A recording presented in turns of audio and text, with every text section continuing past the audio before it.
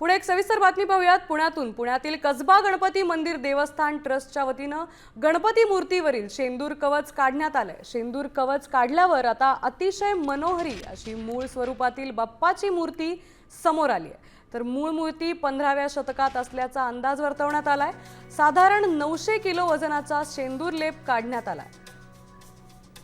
आपण बघू शकतोय आधीची ही मूर्ती आपण बघतोय, शेंदूर कवच असलेली मूर्ती बघतोय। तर दुसरीकडे शेंदूर कवच काढण्यात आल्यानंतरची प्रतिकृती बघतोय।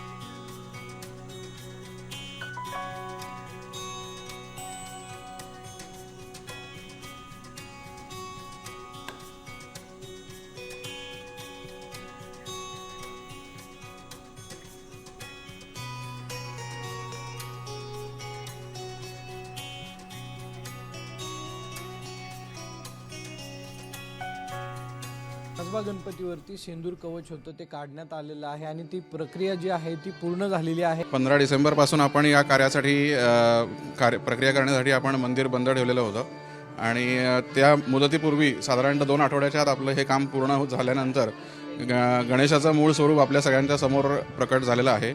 या मूर्तीचं वैशिष्ट्य असं आहे की ही चतुर्भुज मूर्ती आहे। याचे डाव्या सोंडीचा हा गणपती आहे।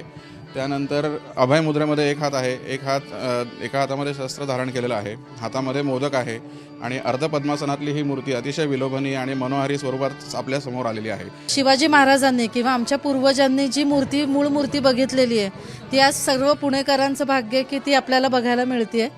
तर पिढी तुमची की पाहायला मिळते? 18वी पिढी आमची ठकारांची आहे जी आता सेवा करते मोरयाची आणि आता ह्याच्या पुढे अविरत ती चालूच राहणार आहे परंपरा। जशी लोकांना उत्सुकता होती की कधी उघडेल, त्या मानाने त्यांनी खूप लवकर आम्हाला दर्शन देऊन 31 तारखेला आज आपण भाविकांसाठी मंदिर उघडं केलेलं आहे। कॅमेरामन किरण काजळे सह सागर साम टीव्ही।